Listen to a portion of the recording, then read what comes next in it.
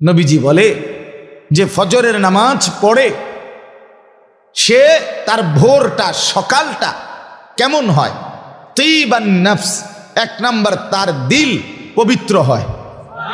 দুই, নাশীতান, সারাদিন কর্মের জন্য মেহনতের জন্য সে উদ্যমী এবং পরিশ্রমী উৎফুল্ল হয়। ফজরের নামাজ মুসল্লি সর্বক্ষেত্রে বডিগার্ড হিসাবে সঙ্গে সঙ্গে থাকবে। শুধু বডিগার্ড না, সর্বক্ষেত্রে ফজরের নামাজ আগে যাবে। আর মুসল্লি 5 ওয়াক্ত নামাজের ভেতরেও সর্দার নামাজ আছে, দামি দামি নামাজ আছে। দামি নামাজের ভেতরে সবচেয়ে দামি নামাজ হলো সালাতুল ফাজর। আর 5 ওয়াক্ত নামাজের ভেতরে ওজির নামাজ হলো সালাতুল আসর। একটা হাদিস বলবো, বলার পর আপনারা সিদ্ধান্ত নেবেন যে এটা এখন থেকে পড়বেন কিনা।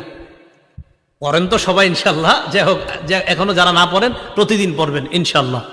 আল্লাহ রাসূলুল্লাহ সাল্লাল্লাহু আলাইহি ওয়াসাল্লাম, আল্লাহ নবী বলেন, মান সাল্লা সুবহা ফাহুয়া ফি জিম্মাতিল্লাহ। কোন ব্যক্তি যদি ফজরের নামাজ পড়ে ওই ব্যক্তি আল্লাহর জিম্মায় চলে যায়।